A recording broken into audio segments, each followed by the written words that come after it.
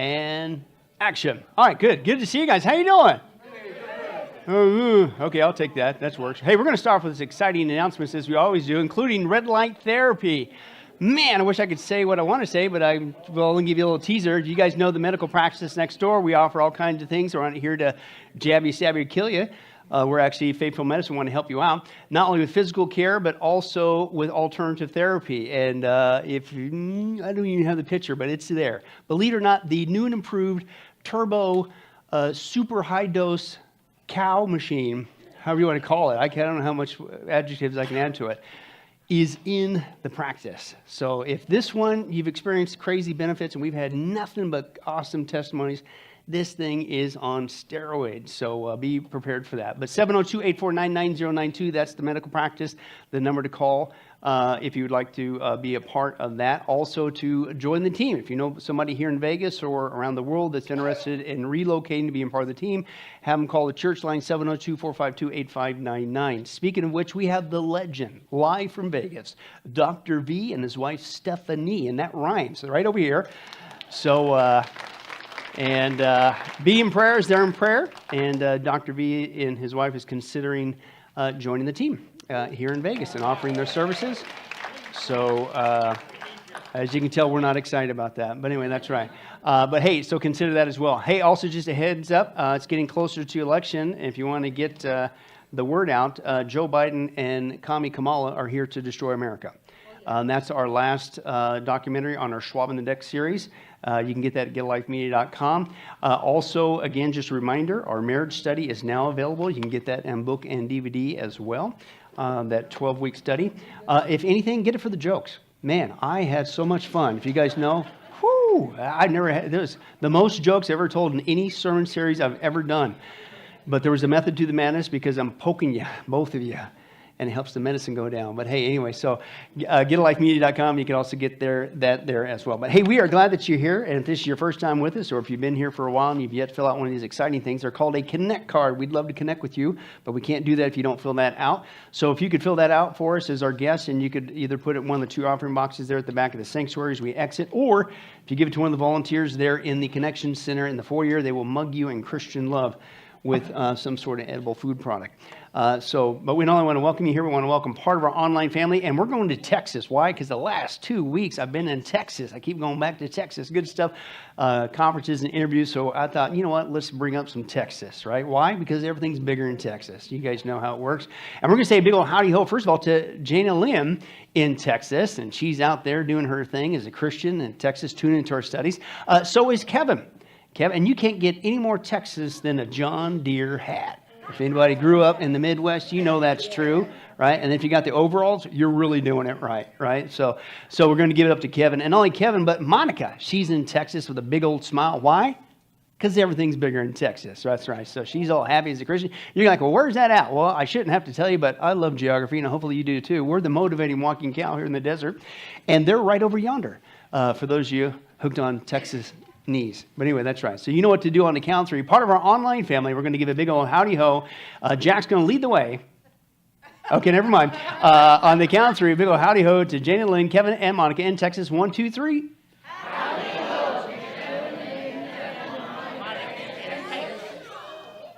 He finally did the accent. Praise God. That's right. We're becoming one as the body of Christ. Online church, if you can't find a church, be the church in your area. Stop supporting apostate churches. They're everywhere. I get it. It's hard, but don't compromise. Come out from among them and be ye separate. If you can't find a church, be the church. If you can't drive, if you can't move, then be the church in your area. We'll do the teaching for you. We'll set it up for you. But send us an email at homechurch@getalifemedia.net. And here locally, part of our online family, the fastest way to get your prayer, concern, or need or request is right there, prayer@getalifemedia.net. And we would love to intercede for you and for your need. So speaking of which, we're going to have an offering tonight. If you want to partake in that, you're more than welcome to do so. You can just put it in one of the two offering boxes as we exit. If you're part of our online family, if you feel led to give, that's greatly appreciated as we share God's truth here in Vegas and around the world. You can do that in 3 different ways. You can go to the appropriate website. You could look for the mailing address, mail it in, I guess, or also you can see the donate give button. You can click on that. Or even now there should be a number that's appearing on your screen. That is your texting option if you want to text give. So let's pray. Father, we love you and thank you so much for saving us through Jesus. Thank you for giving us the gift of eternal life through him. Thank you for saving us from hell, what we rightly deserve, myself included. And then thank you for not only erasing that future, but giving us a new one, which includes heaven, the millennial kingdom, the new heaven and the new earth. It just doesn't get any better. And so thank you for that. And thank you for the privilege as we await this incredible future that you've won for us, that we have the privilege to give of our time, our tongues, our talents, and sometimes even our treasure. And so, God, if we give tonight in this offering, we pray and ask your blessings upon it, and that it would be, like hopefully everything we do, biblical. You tell us if we give, be a cheerful giver. Don't be one who gives under compulsion, which means we feel like we have to do it, or we feel guilty about it, or just some legalistic, heartless thing. No, it's because we love you, and we're thankful for what you've done. And so, God, if we give tonight, please bless it. May you be glorified in it. May we, your church, be edified and built up strong and have whatever we need for that to take place here at Sunrise with what time we have left. And that lost souls will be won for you, whether it's here in Las Vegas, the Henderson area, whether it's in Texas, wherever you'd have us to share your truth, God. Please save souls as a direct result of this offering. And God, tonight now may we offer our ears, but then more importantly, our hearts. It's a waste of time if we're hearers only, but not doers of your word. And tonight, God, is once again we get equipped on your truth and the literalness of the Genesis account, which is important, because if we can't trust the first page of the Bible, why should we trust John 3:16? Why should we trust John 14:6? Why should we trust anything? If we can't take that literal, then everything is messed up. But we thank you that we can. And we thank you that you not only give us the biblical evidence, the logical evidence, but even the scientific evidence that no, you never get it wrong, and your word is true, no matter what men say. And so open our hearts and minds, get us equipped, God, again, not just for us, but to get us equipped to give a defense for the hope that lies within us. Because this world is doing its dirtiest job trying to disprove your existence and lead people away from you, Jesus, so they will go to hell. This is serious. And so help us to get equipped, God, to be able to share your truth effectively. And as always, God, if there's anybody here tonight or watching online that's not truly born again, please save them now before it's too late. But please bless our study even now. We ask all this in your wonderful name, in Jesus' name, and all God's people said. Amen. All right, check out this article. It's simply entitled, Scientist and Lawyer Debate Intelligent Design Theory. And here's what it says. Peter Gegenheimer, he's the evolutionist in the debate. He's a molecular bioscientist at Kansas University, KU. This is my home state. But listen to what this guy says. He doesn't buy intelligent design. He says, quote, intelligent design proponents already have their conclusion that a godlike designer created life and they won't be swayed. Turn to somebody and say, well, duh. Right? And not just because of the biblical evidence, what we've been seeing. The scientific evidence. That's where it leads. Of course we're going to land there. He said the bottom line is that intelligent design meets all the classical definition of a pseudoscience. Really? The John Calvert, he's the Christian. He says those who favor intelligent design, meaning scientists who favor intelligent design, he says have unfairly been frozen out of the mainstream scientific community. Quote, it's inappropriate for the state to, here's his word, suppress evidence of design and only support a naturalistic atheist worldview. You're right. You're in this, but this is what's going on. In fact, let me give you a teaser just how many scientists really do believe not only intelligent design, but it's led them to believe in God. Exactly what God said would happen, Romans chapter 1. But let's take a look at that. You look at the incredible diversity and complexity of life, and inevitably the question arises, what brought all this into existence? Was it simply chance and necessity, undirected natural forces? Or is there something else going on? Is there a purpose, a plan, a design due to an intelligent cause?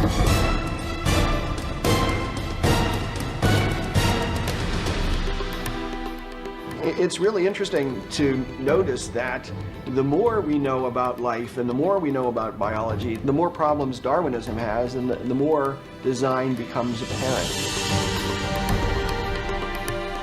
We have not the slightest chance of a chemical evolutionary origin for even the simplest of cells. The discovery of the information-bearing properties of DNA and RNA is a fundamental challenge to all materialistic theories of the origin of life. Neo-Darwinism and its associated theories of chemical evolution and the like will not be able to survive the biology of the information age, the biology of the 21st century. When I look at the evidence objectively, Without ruling out the possibility of design, design just leaps up as the most likely explanation. And that's why I believe that it's true. We can't explain these systems by natural law. And if we're searching for truth, and they are in fact designed, if we have to be design engineers to understand them, then I say, what's the problem? You know, you go where the data leads you. And the implications, yeah, they have profound metaphysical implications, but so be it. That is, if you're being honest. Those are all scientists, folks. But what are they saying? You can't escape it. There is intelligent design in everything. And okay, I get it. It's what we're not being told. And it's different than what we're being told. But that's where the evidence lies. So deal with it. But see, that's the problem. Evolutionists, they don't deal with it. And the only thing they do is like that guy did, is they come out with a false herring argument and they just say, you can't even believe in it. It's pseudoscience. What do you mean it's not science? Those are scientists. They're doing science. They're looking at scientific data. The only thing they got, folks, is lies and deceit and suppression. That's it. Because their theory is the one that doesn't line up with science. Not even close. In fact, watch this. Science is supposed to be about what you can observe, right? But nobody's ever seen Darwinian evolution take place. You can't see it in the fossil record. You can't even see it in the laboratory. Nowhere. Just consider this quote from an evolutionary microbiologist, James Shapiro. This is University of Chicago. And this is an evolutionist, but at least he admits this. He says, there are no detailed Darwinian accounts for the evolution of any fundamental biochemical or cellular systems, only a variety of, quote, wishful speculations. At least this guy admitted it. Now, this is another one, University of Bristol scientist Alan Linton. He said, throughout 150 years of science of bacteriology, there is no evidence that one species of bacteria has changed into a completely different one. None exist in the literature that claiming and that's involved in the other. So it's all make-believe. And by the way, last time I checked, even if a bacteria supposedly changed into another bacteria, last time I checked, it's still a bacteria. Now, if it changed into an apple or a whale, you got something, right? But that's not what's going on. It's a joke. They even admit it, right? And once again, you can believe whatever you want to believe, okay? But again, it's the evolutionists that are proven wrong. They're the ones who are pseudoscience. They're the ones who are anti-science. And that includes, once again, this guy that we saw before, Bill Nye, the science guy, right? He just continues to tell lies. And this is what this guy says. He says, the truth is, Bill Nye even admits that there's a vast array of things about humans that he doesn't even know. But he teaches evolution is an established fact, and these intelligent design people, they're just wackos. Quote, where did the atoms that made up the Big Bang come from? Nye has no idea. Where did man's consciousness come from? Nye has no idea. How can matter produce life? Nye has absolutely no idea. None of them do, because none of it makes sense to them and their false theory. This is all one needs to know to recognize the utter bankruptcy of the theory of evolution. In the end, by making a ridiculous spectacle of himself and mocking Christianity, Bill Nye is actually fulfilling Bible prophecy. This is exactly what God said would happen in the last days. 2 Peter 3:3, above all, you must understand that in the last days, what would come? Scoffers. Scoffing and following their incredible science. And that's where the data leads them, because they've just got to not believe in God because all evidence points in that direction. Know what's it say? They scoff because what? They don't want there to be a God. Right? Even though the science, not just the Bible, the science points in that direction, intelligent design, they said, no, I don't want to do that. I'm not even going to entertain that thought. I'm going to be dumb on purpose, willingly ignorant, because of my evil desires. I don't want there to be a God. That's really what's going on. Okay, and believe it or not, you talk about scoffers, with all due respect, this guy needs to retire.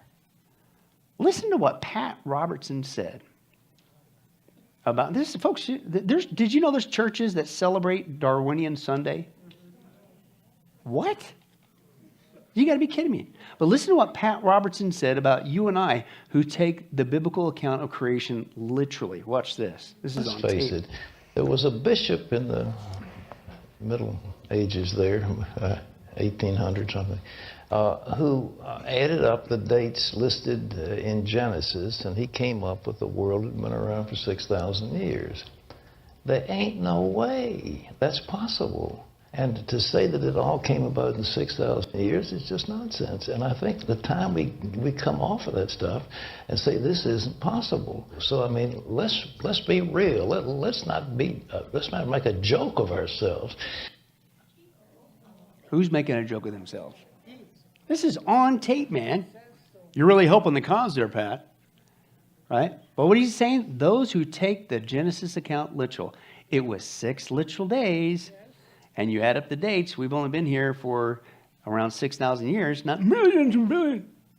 We're the ones that's the joke. No, the joke is, unfortunately, Christians, like you know who are scoffing just like the scoffers.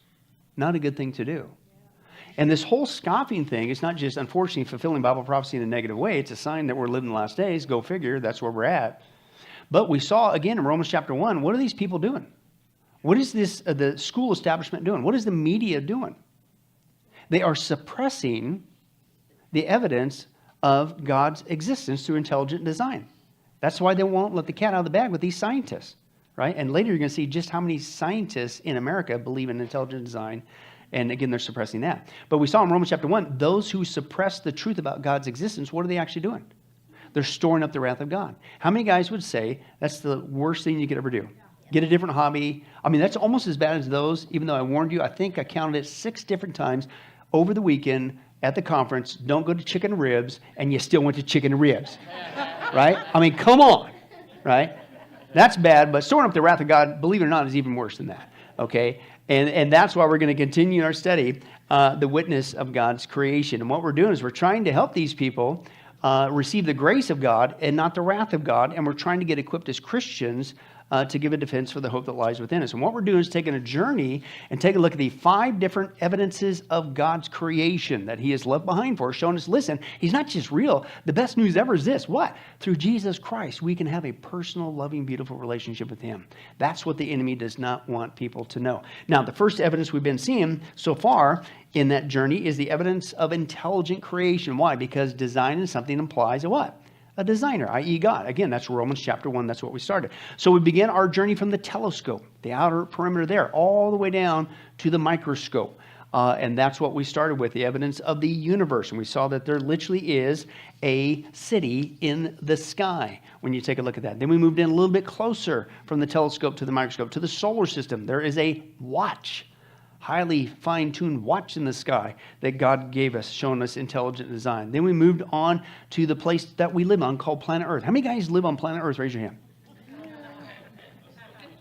All right, those of you who didn't raise your hand, you're freaking me out, man. I don't know what you are or who you think you are, but you're on planet Earth last time I checked. But anyway, that's right. But we saw Earth was intelligent design. Why? Because God made it. Everything he made shows his invisible qualities, his eternal nature. Then we saw man, right? Us, ourselves, just walking around, right? Everybody just walking in here showed evidence of intelligent design.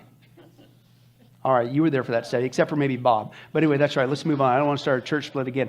But anyway, then we started moving to other things that God created because all of his creation shows his handiwork, right? And we dealt with the animal kingdom. And so we began to break that down. We started with the large mammals, right? Including, you know what, down there at the bottom, the cow, baby. Right? Cow shows evidence. It's godly. That's all I got to say. Then we went down to the smaller mammals that God created, including the armadillo. Man, that was a fun one, right? Shows and tell. And then last time, if you're here, what else did God create? Not just the land animals, but he created the animals in the air, the birds, right? And we saw the birds, just a few of them. Of course, the chicken, just deal with it. It's evil, right?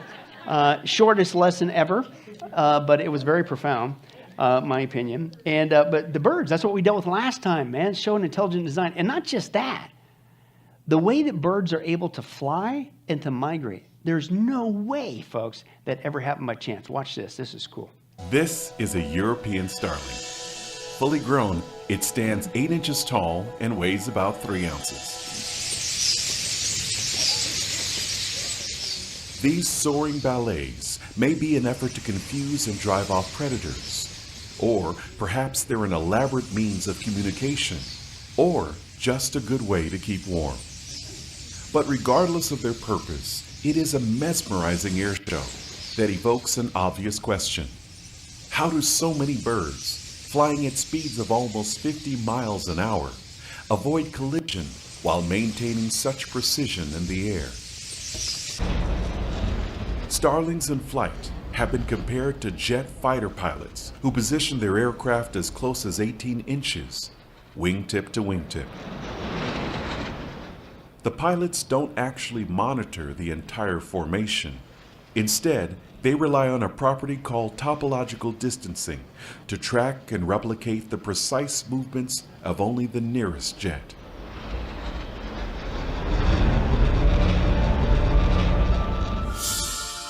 The orchestrated maneuvers of 100,000 starlings are even more demanding. The birds must each detect and respond to the oscillations of the flock in less than 100 milliseconds. That's about 3 times faster than the blink of an eye. And their decision-making is spectacular. This aerial genius isn't the product of trial and error. Instead, the birds' instinctive abilities, programmed into the circuitry of their eyes, brains, and wings, are glorious displays of biological purpose and design, evident even in the lives of creatures we routinely label as ordinary.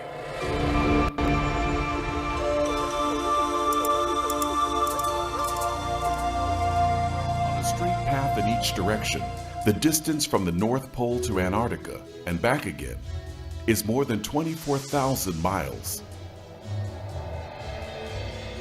This Arctic tern weighs less than 5 ounces, yet it will complete a trans-global round-trip journey every year in a life that can span 3 decades. It is one of the greatest achievements in the animal kingdom. And to better appreciate how and why it happens, let's go along for the ride. The terns must also navigate their way correctly over thousands of miles of open ocean.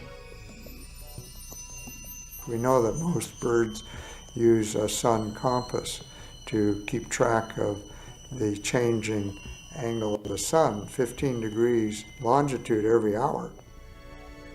So from sunrise to sunset, there's a constant change of the sun's location. The bird has to know how to orient with that. In addition to solar navigation, it is widely believed that the birds may be able to track their exact bearings by detecting Earth's magnetic field with magnetite crystals in their beaks or specialized proteins in their eyes. And because they also fly at night, another natural phenomenon helps guide their way. Turns out they can read star patterns, and not just a bright star like the North Star, which stays in one place, but constellations. We know that they move constantly with the Earth's rotation, so they have to have a stellar compensating mechanism to keep track of the position of the constellations. The Arctic tern's integrated network of feathers, muscles, nerves, and bones is crafted specifically for extended flight. The bird also requires knowledge of prevailing wind patterns, movements of the sun, and the location of food sources in the middle of the Atlantic Ocean. While every moment, internal systems that control metabolism, respiration, vision, and equilibrium must be calibrated to operate flawlessly, even under the most demanding conditions.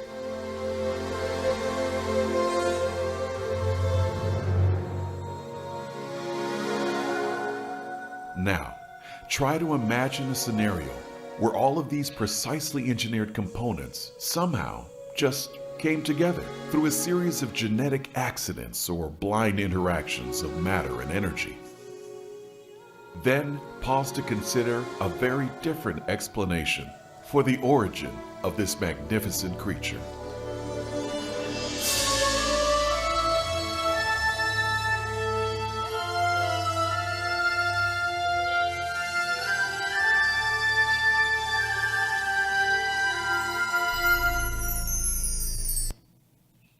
Unfortunately, most people don't know, and they haven't heard because it's being suppressed.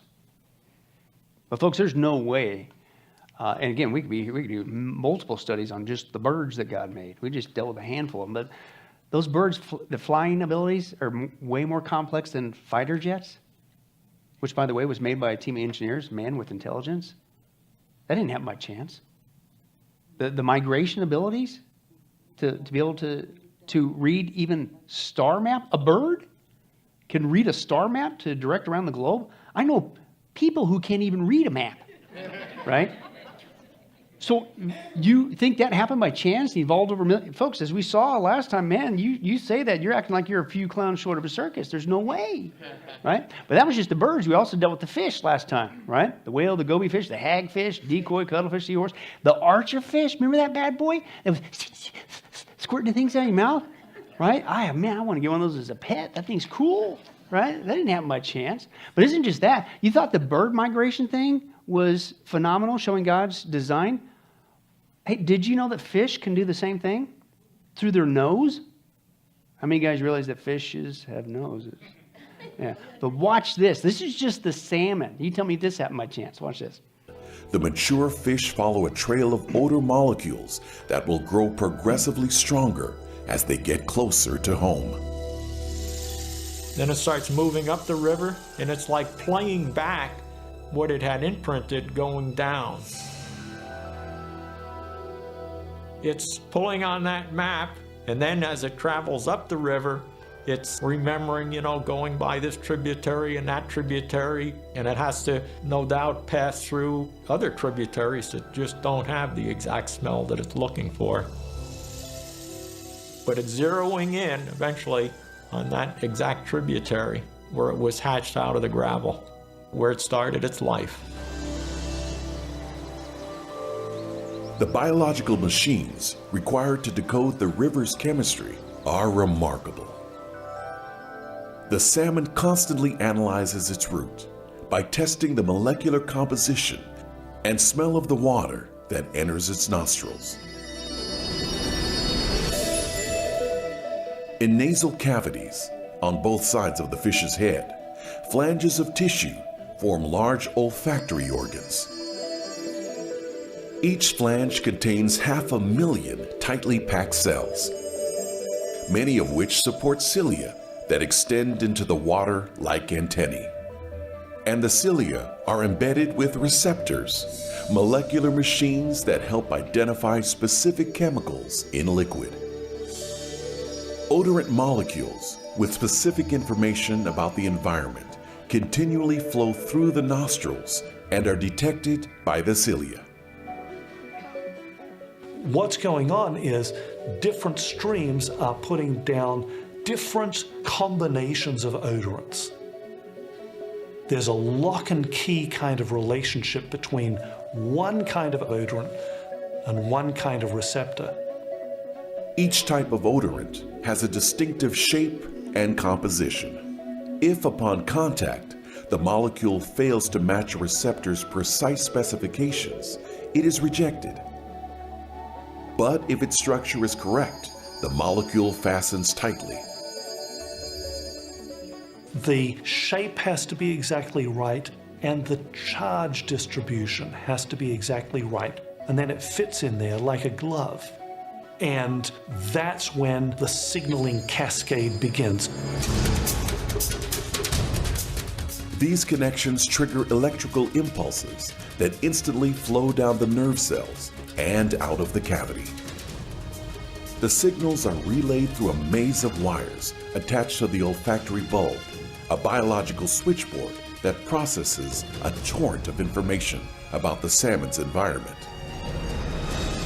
Inside the bulb, hundreds of receivers interpret and organize this data, then send it on to other areas in the brain that will compare it to the chemical map compiled years earlier when the juvenile sockeye first swam to the sea.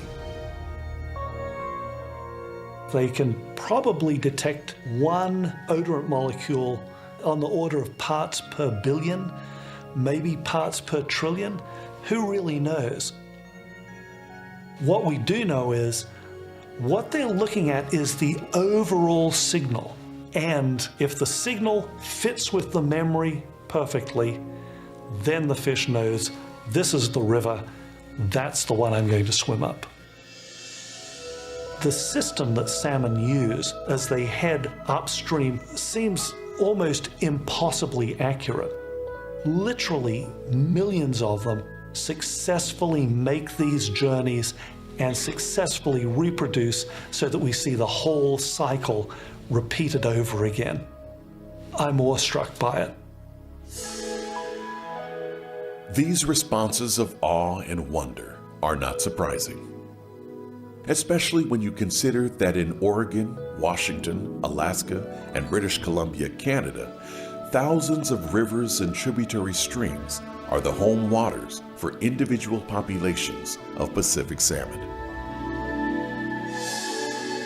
And every spring and fall, against all odds, millions of these relentless fish successfully find their way back from the world's largest ocean to the same freshwater sanctuaries where they hatched years before. There, in optimal conditions, they give birth to a new generation. And with it, brilliant confirmation of an eternal truth.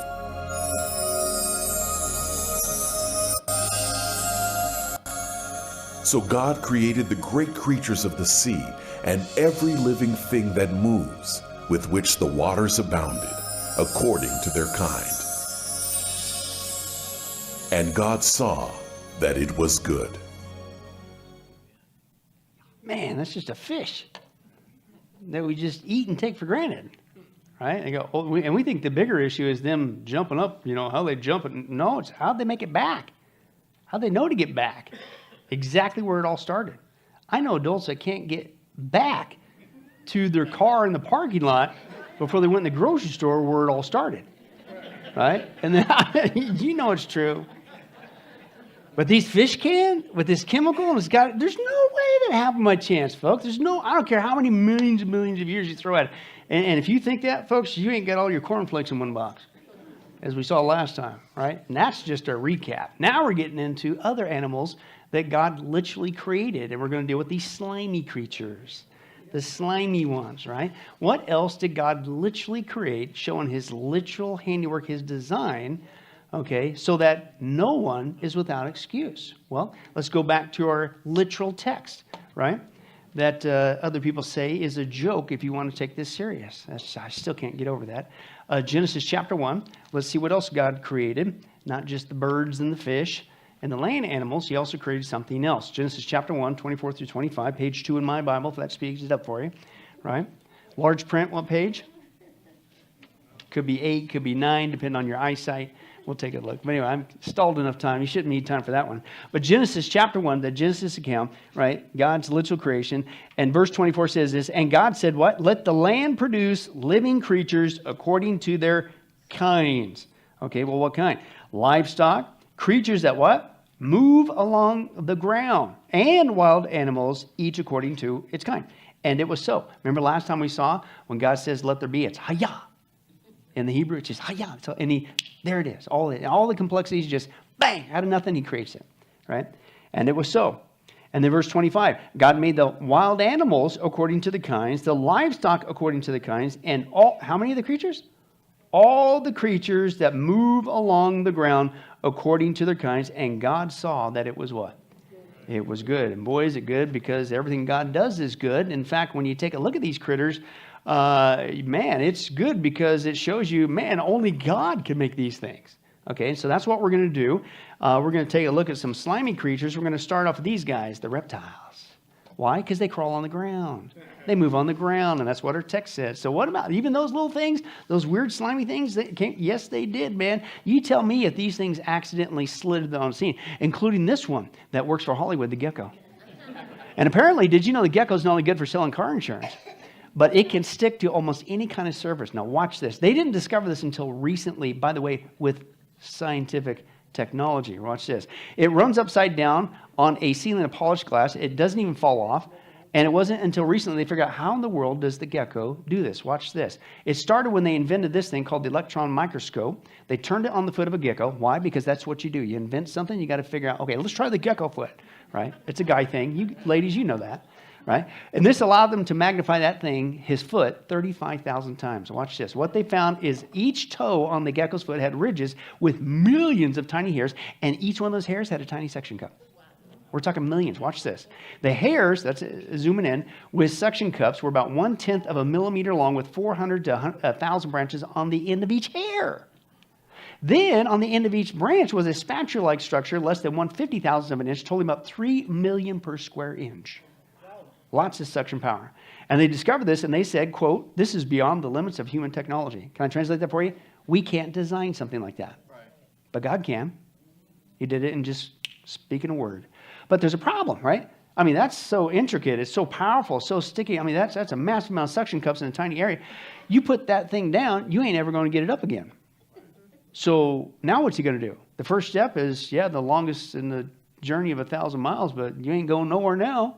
What are you going to do? Well, it just so happens the gecko's foot is also designed so that the toe joints curl up at the ends. And we all know that's a natural process of evolution because we enjoy personally every time we smash our toe into the door or the edge of the bed and it curls up, we go, yeah, let's do it again until I evolve into a, no, that hurts. So it just so happens that the toe can go upwards. Why? Because that way it's gradually to bend each toe upwards to pop it off. Otherwise, it can't take another step. It all works perfectly. It allows them to be unstuck and move. In fact, it's been estimated that one gecko lizard has 25 million tiny suction cups per toe, 500 million overall. There's no way, folks, that the gecko happened by chance. It was intelligently designed from the start, as you can see here. Watch this. You may think that geckos are merely cute little lizards that appear in car insurance commercials, but the truth is these remarkable reptiles are loaded with design. In a way, they're like miniature superheroes that can walk up walls and escape danger in a most incredible way. Many species of geckos have an amazing escape maneuver when caught by the tail by predators. Geckos don't play dead or become invisible. They actually let go of their tails. If a predator catches a gecko by the tail, the lizard contracts its tail muscles in such a way that a tailbone breaks. The gecko then is able to get away while the predator is left holding the detached part of the tail. Amazingly, over the next few months, the gecko grows a new tail, complete with tough tissue, muscles, and scales. Imagine if cars could regenerate themselves after accidents. What if cell phones could automatically restore themselves after being smashed? If an engineer could design machines with gecko-like regenerating abilities, he would be recognized as a genius. No one would ever assume that a car or a phone with such abilities could be the product of evolution. It would have to be designed. Likewise, the gecko's self-amputating, regenerating abilities must have been designed by a grand designer. Perhaps even more incredible is the gecko's ability to walk up vertical walls and across ceilings without the use of suction cups or sticky liquids. A gecko has 5 toes on each of its 4 feet that can point in almost any direction. On each toe are thousands of hair-like structures called seta. At the end of each singular seta are tiny structures that scientists call spatulas. They look like spatulas. According to scientists, these tiny spatulas are perfectly suited to allow geckos to stick to nearly any surface. Scientists are so amazed by the gecko's sticky ability that they've set out to copy it. Scientists have closely examined the gecko's seta and spatulas and have developed tiny man-made tubes called nanotubes that mimic the real biological wonders. From these artificial nanotubes, scientists have produced small strips of tape that can be reused dozens of times. Still, as good as these man-made strips of tape are, scientists admit that they're nowhere near as good as the real thing. As one evolutionary scientist put it, geckos have one of the most versatile and effective adhesives known to man. Why are they so versatile and effective? Why is the gecko such an amazing animal? Because of natural selection and random mutations over millions of years? Or because the everlasting God, the Lord, the creator of the ends of the earth, was the mastermind behind this creature? Remember, complex functional design, like that found in the gecko, demands an intelligent designer. Anybody agree? I'm sorry to torture you with scientific data as we explore this pseudoscience topic. What a joke. That's all he got, folks. Just lies. They throw them out there. Let's take a look at another one. How about snakes? Everybody like snakes? Okay, well, you're going to hate them even worse when I get done with you after this, especially one of them coming up. Watch this. This is creepy, man. They're not just creepy, they're complex. That's the whole point, right? Watch this. For instance, some snakes come in with built-in heat sensors beneath their eyes so they can see or detect a tiny change of temperature using a kind of infrared radiation, right? On top of that, rattlesnakes can detect a temperature change as small as 1/600th of a degree. Boa constrictor can respond to a fraction of a degree change in 35 milliseconds. Very complex. But snake eyes, this is a Vegas term, but it's not just for throwing dice. Their eyes are amazingly complex. Watch this. For instance, some snakes not only see color better than we can, believe it or not, they also happen to have a kind of contact lens. And that just happens to come in handy because they crawl around the dirt, right? And so without these contact lens, they become blind. How does that evolve? Well, it better be there at the start or you ain't going nowhere, right? But that's not all. Here it is. Some snakes can actually fly. Just when you thought you were safe, this bad boy comes along. Watch this. This is true. When you think about a snake, how do you picture it moving? Yeah, if you're like most of us, you picture it in an S shape, and it's slithering and moving across the ground, or maybe sometimes swimming on top of the water. Maybe you picture it slithering in the sand, or maybe even hanging on a tree branch. And most of us don't picture an S-shaped slithering movement floating out of the sky. That's right. There is an amazing group of snakes that God designed with the ability to glide through the air. These snakes are known as flying snakes, and they're found in various parts of Asia and India and a few other places. And let's look at the fabulous flying snake and discover how it's able to soar. First, the snake has special scales, and they've got little ridges on them. And these ridges are known as keels. Using its ridged scales, a flying snake can push against a tree trunk and climb to the highest branches. And when it gets there, in this tree very high up where these snakes spend much of their time, sometimes it wants to go to a tree or something further away. And so, in order to do that, it finds a suitable branch, slithers to the end of it, and basically launches itself, almost like jumping, off of the limb. Now, once it is in the air, the flying snake sucks in its belly and flares out its sides. And then it moves its body back and forth, almost like it's swimming, but in mid-air. So how does this help the snake? Well, it helps it by drawing the middle of its body up and spreading out its sides. It forms an air pocket along the underside of its stomach. You can see a similar design in a flying disc, like a frisbee, that has a concave shape where the sides dip down further than the middle of the disc, leaving a lip on the underside of the edge. The slithering motion in the air, well, it also helps control airflow, and it helps the snakes control where they land. It just so happens, however, that when we talk about them gliding, they're very good gliders. Even though they don't have limbs like flying squirrels do, they are more efficient than most all of the flying mammals. In fact, some flying snakes can glide as far as 300 feet in one flight. That is the entire length of a football field. Can you imagine seeing a snake launch itself from a limb on one end of a football field at the goal line and end up all the way at the other end? Wow, that's pretty impressive. It's no wonder we call them flying snakes. Because flying snakes are such good gliders, scientists have done lots of research on their abilities.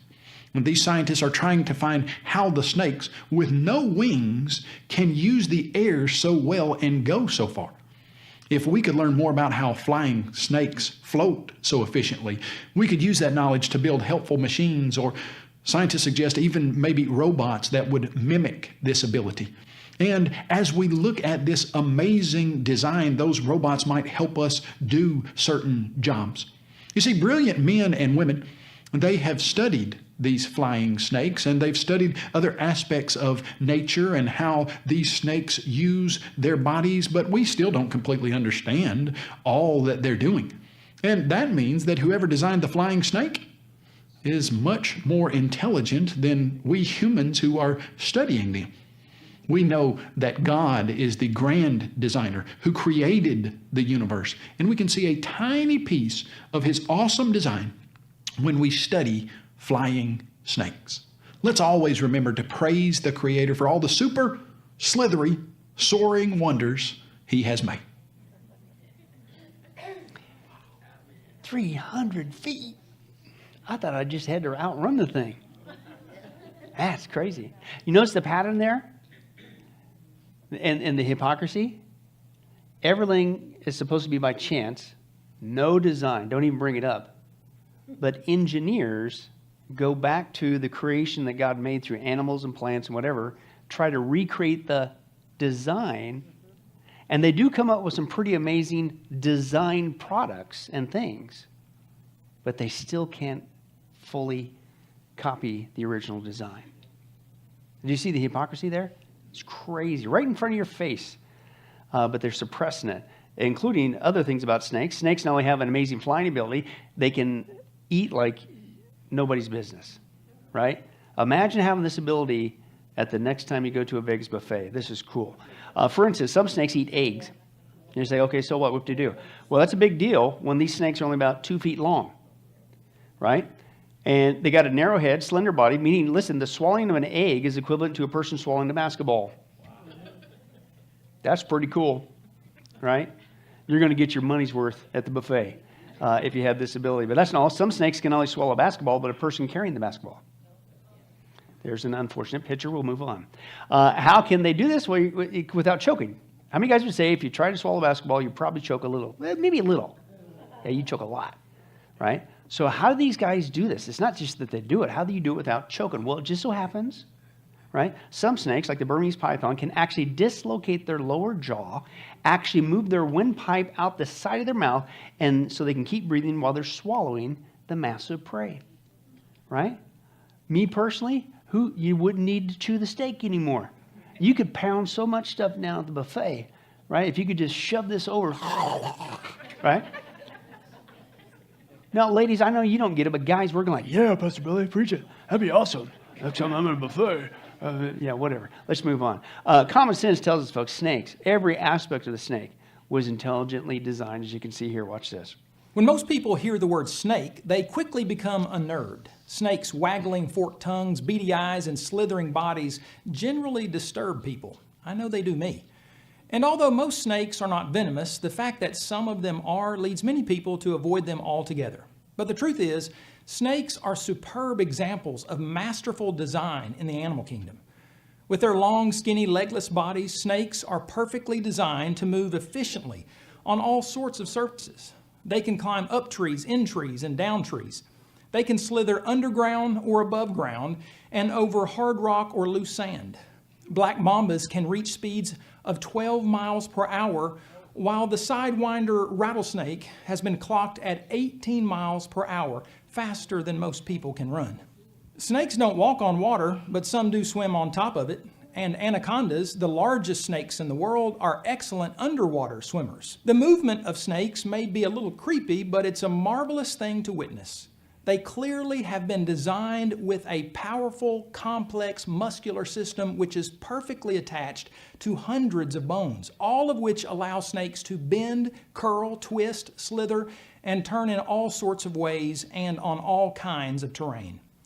Plastic Man, Mr. Fantastic, and all other stretchy superheroes are the inventions of creative imaginations, but snakes are the real deal when it comes to elasticity. It's difficult for humans to swallow anything much bigger than a quarter, yet some snakes, like African rock pythons, can stretch their jaws and swallow prey as big as a 120-pound deer, horns, hooves, and all. How can a snake swallow prey so much bigger than its own head? If left up to evolution, one would think that the first time a snake tried consuming such a large animal, he would choke to death. Snakes have extremely stretchy ligaments that allow them to separate their jaws and open their mouths extremely wide. I don't recommend you try that anytime soon. Have you ever seen a night vision camera with specially designed sensors that are built to detect heat? Soldiers often use this technology called infrared when they need to move around in the dark while keeping a close eye on the enemy. What these soldiers actually see with infrared equipment is the heat of various objects, including humans and animals. Amazingly, some snakes have built-in heat-sensitive pits that are located on the top of their mouths just below their nostrils. With these, snakes are able to sense the presence of both prey and predators. These pits are not merely empty holes in their heads, they're complex organs packed with nerve endings that snakes use to accurately detect the direction and distance of other animals. Rattlesnakes may be best known for their rattles, but they also have these amazing heat-sensitive pits. Their superbly designed infrared sensors can detect changes in temperature as little as 1/1000th of a degree.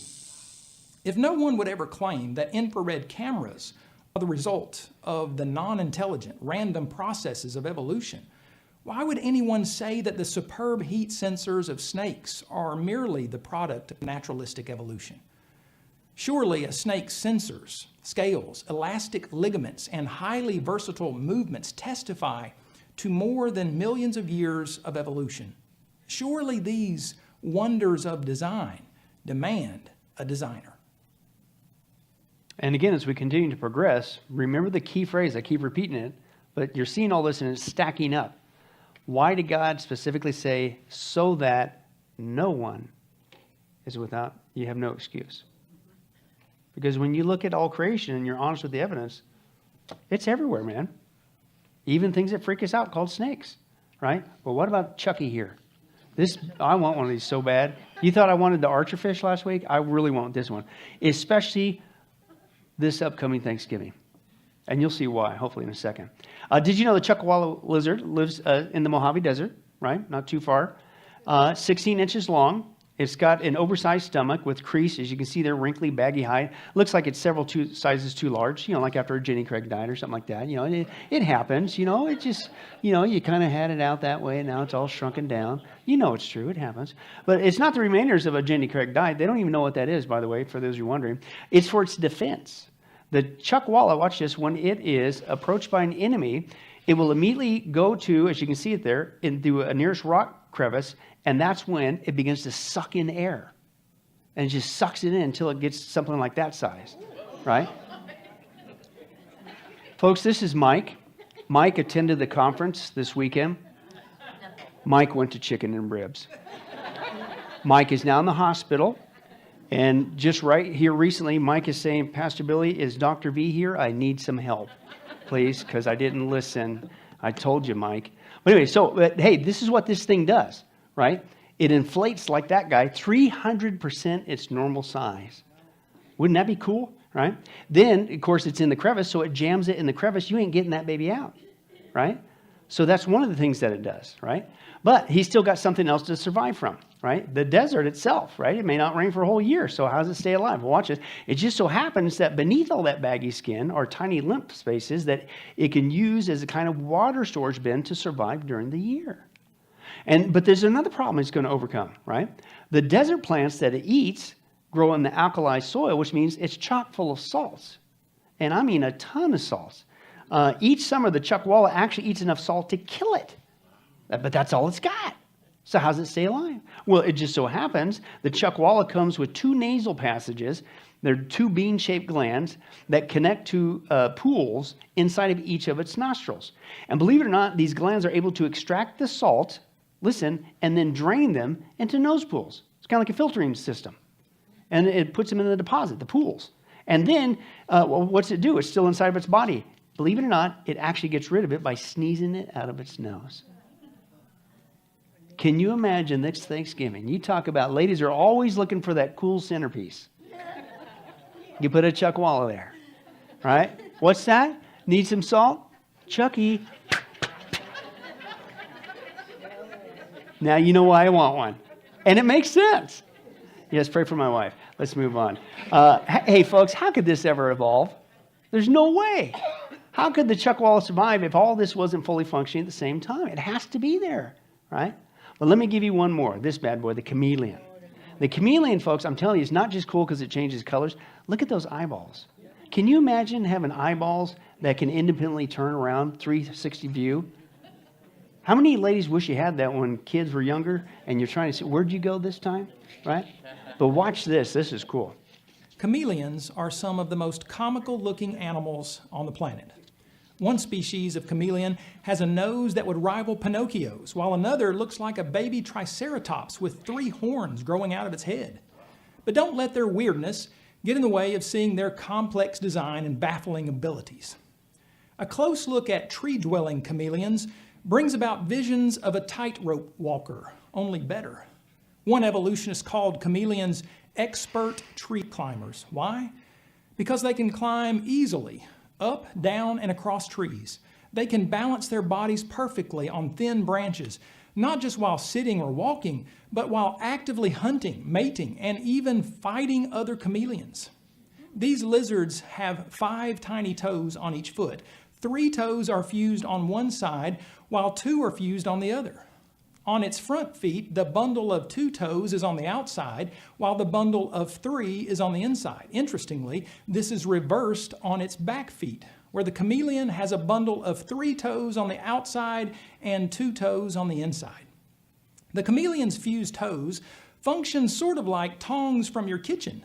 Yet while tongs often feel awkward and are used in somewhat of a clumsy manner, the chameleon's strong split feet are precisely what they need to grasp and balance on the tree branches they call home. Whether locusts, termites, or praying mantises, the prey of chameleons are no match for the lizard's lethal weapon, its tongue.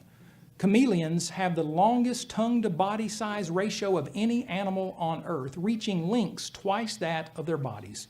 Such a long tongue might sound awkward and clumsy. I mean, imagine seeing a 6-foot man walking around with a 12-foot tongue. Chameleons' tongues, however, are anything but clumsy. When a chameleon sizes up its prey, it can launch its sticky tongue like a deadly weapon, similar to an archer releasing an arrow from his bow. Scientists have studied the tongue strikes of chameleons and measured them doing 0 to 62 miles per hour in 1/100th of a second. Their tongues are so fast, they're difficult for us to see at regular speed. If left up to the blind chances of evolution, chameleons would have neither their highly complex tongue nor a way to launch it with deadly accuracy. Yet evolutionists acknowledge the pinpoint accuracy of the chameleon's tongue while also admitting chameleons are supreme, specialized predators that are designed to hunt. Whereas professional baseball players have excellent hand-eye coordination, chameleons have great tongue-eye coordination. That's right. Among the many well-designed body parts of a chameleon are its eyes, as funny as they look. A chameleon has the ability to move its eyes in different directions at the same time. It can focus on one thing with its left eye while looking at something totally different in the completely opposite direction with its other eye. A chameleon has nearly a 360-degree view of the world, which is quite helpful when it wants to keep one eye on watch for potential predators and another eye on watch for potential prey, all without moving its head. When chameleons see potential prey on a limb or leaf, they go into stealth mode and slowly make their way into striking distance. They then take their crazy-looking independent eyes, each with a monocular view of the world, and move both to look in the same direction with a perfect binocular view, focusing squarely on their target and with excellent depth perception. Last but not least, chameleons are probably best known for their ability to change colors. One moment, a chameleon can be green, and then only a few seconds later, it can appear red, yellow, blue, orange, black, and all at the same time. They occasionally change colors to blend into their surroundings or to regulate their body temperature. But most often, chameleons' color changing has more to do with communication with other chameleons. If they're defending their territory, trying to attract a mate, or telling a potential mate to go away, they'll change colors. A number of different brilliant colors. How do they do this? In short, under the first layer of pigmented skin, some chameleons, such as panther chameleons, have a thick layer of cells containing tiny crystals arranged in a three-dimensional framework. When chameleons want to change color, they increase or decrease the amount of space between the crystals, allowing for color differences, as different wavelengths of light are either absorbed or reflected. The effect? An array of beautiful colors. In truth, the general theory of evolution cannot rationally explain the existence of complex chameleons and their many amazing built-in abilities. Highly functional design logically, by definition, demands a designer, not millions of years of mindless mutations. Yes, chameleon complexity cries out for a creative creator. For every house is built by someone, but he who built all things is God. Amen to that. How many guys would like to have that 12-foot tongue, though, man? Hello, you've been there. You're out at the restaurant. You order nachos. The people down at the far end are hogging the nachos. I'll get those nachos. Right? Is this wild? This is crazy. Everything God made, just like he said, folks. This is the stuff they should be teaching in schools. This is the stuff that should be on the Nature Channel. But they're suppressing it because they don't want you to come to the obvious conclusion. There's no way that have a chance. There has to be a God. And you take a look at that, what scientific information we just looked at. Just of a handful of reptiles. And if you think that'll have my chance, then you're acting like you're a few feathers short of a duck. Right? And that's why, and this is a Soviet mathematician. His name is Alexander Polyakov. And watch what he said. At least he was honest. This is a Soviet communist country. He said, we know that nature is described by the best of all possible mathematics because, quote, God created it. If you're honest with the information, you're forced to see that, you know what, there's no way. This thing is a lie. Those reptiles did not have much chance, right? Don't give the impression you're a few feathers short of a duck. Be honest, at least as honest as a Soviet mathematician. Design implies a designer. And it's evidence for God's abilities, his power, his existence. That's the good news. You don't have to wonder. It's everywhere if you just see. And then we'll close with these guys. What else walks along the ground? Other slimy creatures that rhyme with amphibians. You know why? Because it's amphibians, for those you're wondering, right? Wouldn't you like to have one of those in your backyard? Really? I thought it'd be kind of cool.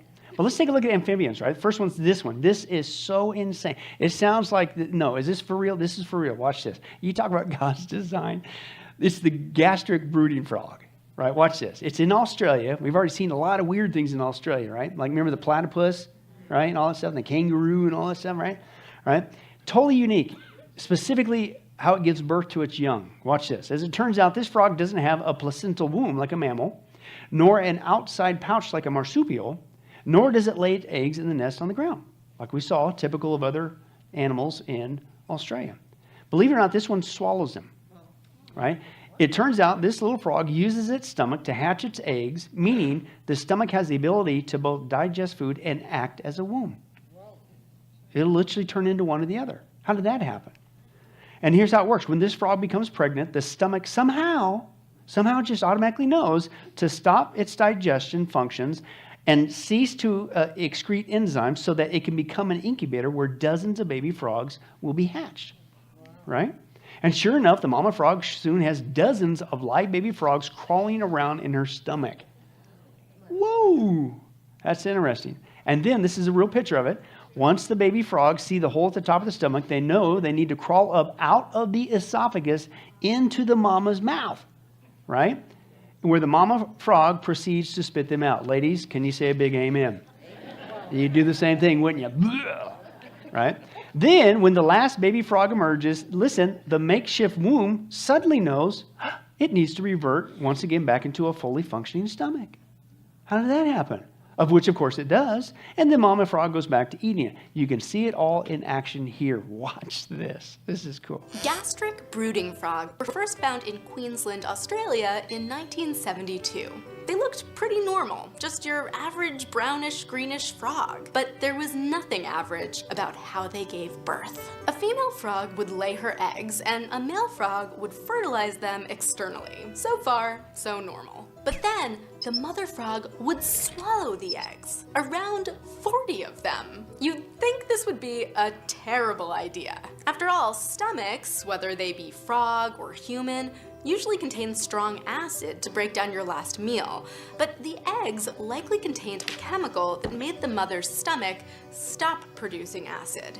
That meant the mother couldn't eat during her pregnancy, which from a human perspective seems pretty awful, but the frogs seemed to make do. Eventually, tadpoles would hatch from the eggs, and the tadpoles would release mucus that contained more of that acid-blocking chemical. The babies would continue to grow in the stomach for another 6 weeks, getting so big that they'd compress the mother's lungs. Luckily, these frogs could also breathe through their skin, so the mothers didn't suffocate. Finally, the tadpoles would metamorphose into baby frogs, and the mother would vomit them up, usually one at a time over a few days, though when provoked, some were known to projectile vomit all their babies out at once.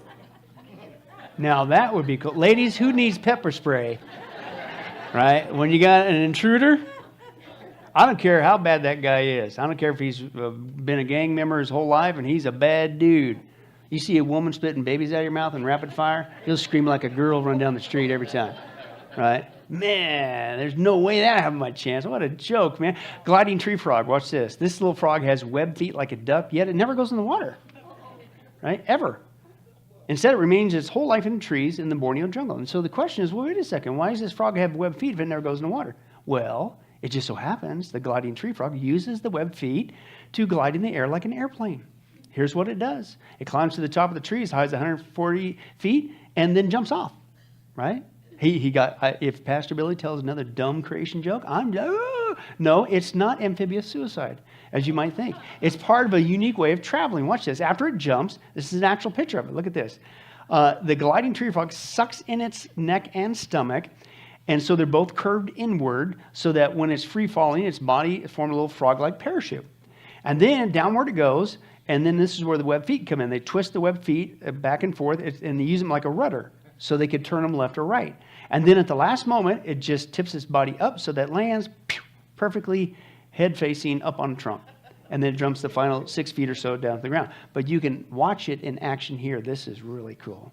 The gliding tree frog lives almost exclusively in the treetops of dense tropical jungles. Hundreds of feet above the forest floor, the tree frog spends its days ambling through the canopy along vines and branches. It uses its large, sticky hands and feet to grip onto any available foliage. At this height, any misplaced step could be fatal, so slow and steady is the game. But falling to their death is not the tree frog's only concern. The canopy is also home to a deadly predator, the tree boa. It is thin, lightweight, and lightning fast.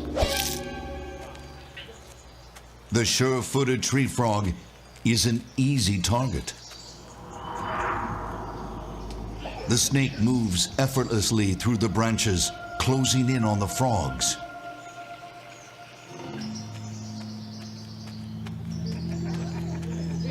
With nowhere to hide, the frogs take a leap of faith.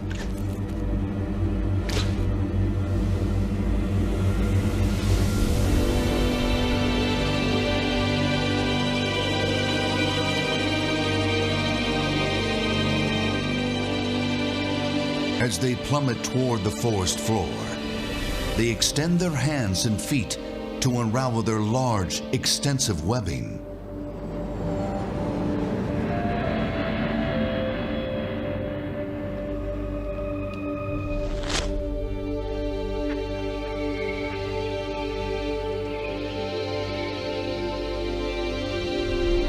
The thin layer of skin between their fingers and toes acts like a parachute. Lateral skin flaps along their arms and legs also catch the air as they free fall.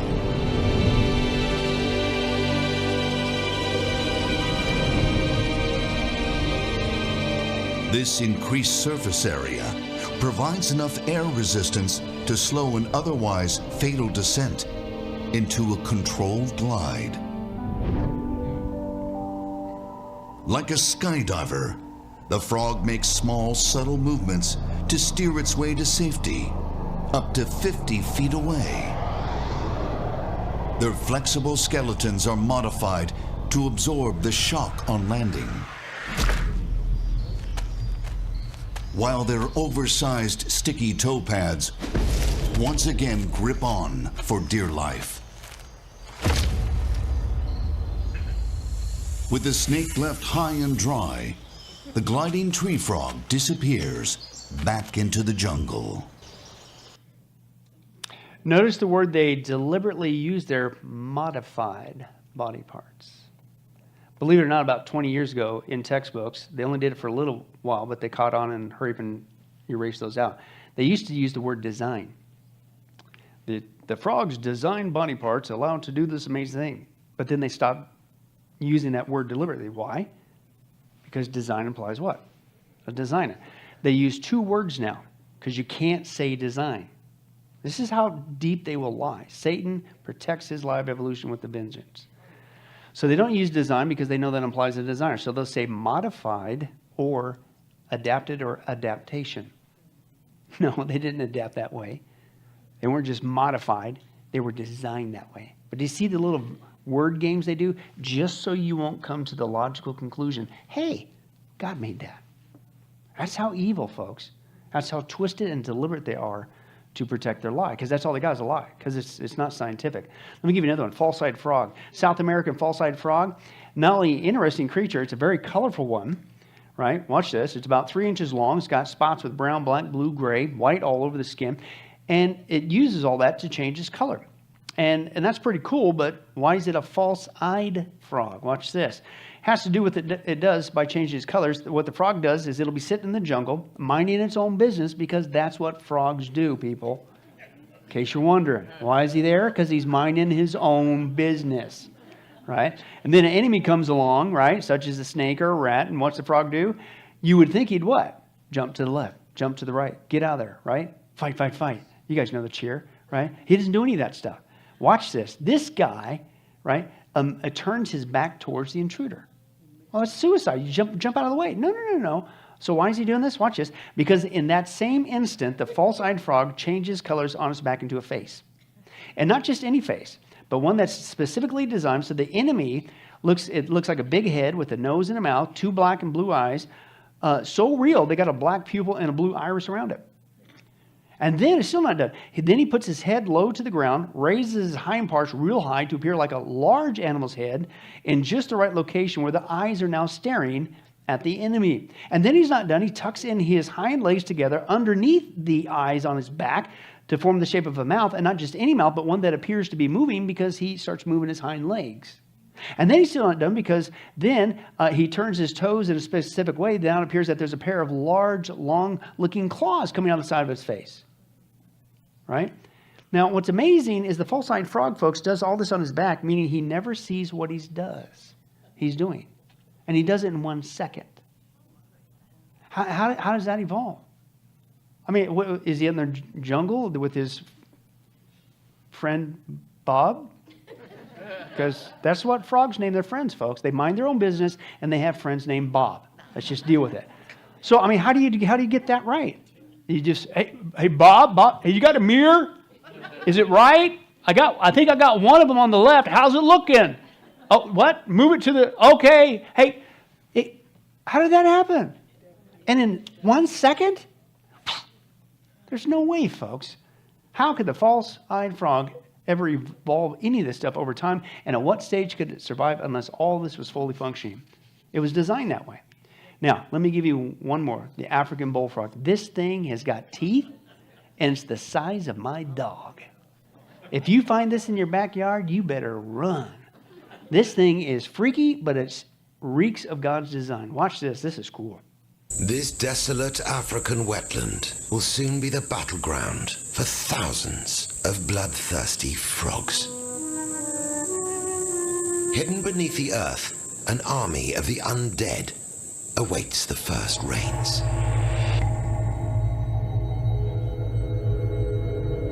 This giant male bullfrog has lain dormant in his underground tomb for nearly a year.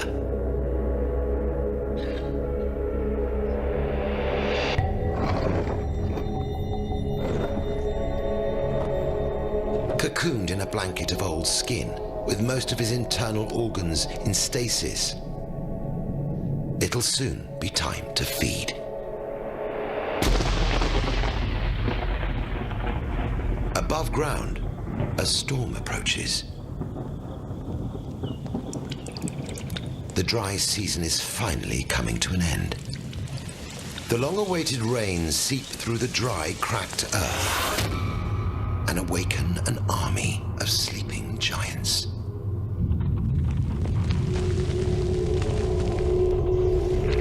The earth begins to move as hundreds of killer frogs burst from the depths.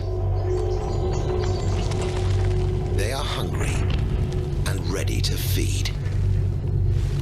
The giant bullfrog is an aggressive and carnivorous predator that will consume nearly any animal that can fit in its huge mouth, including rats, lizards, and even birds. As the plague of male bullfrogs rise from below, the local inhabitants evacuate the area. The giant bullfrog is an ambush predator.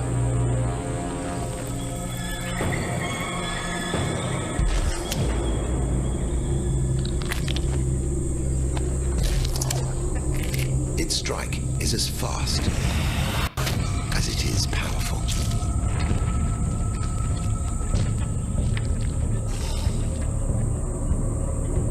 Once in range, the bullfrog unfurls its tongue and snatches its meal.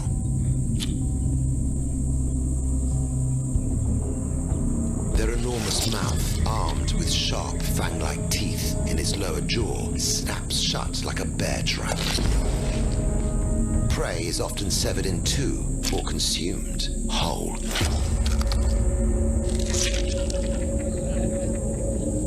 Even snakes give the giant bullfrog a wide berth.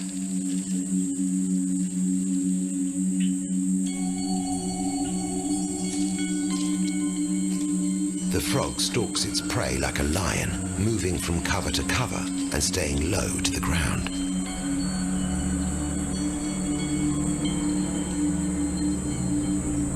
It creeps into position and sets up the ambush.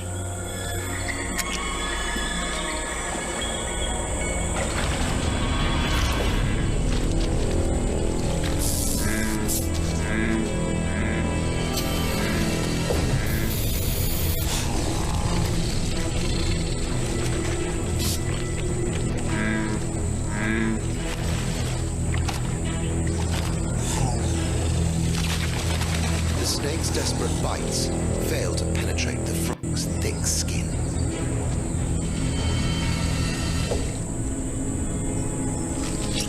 The snake's struggle is over.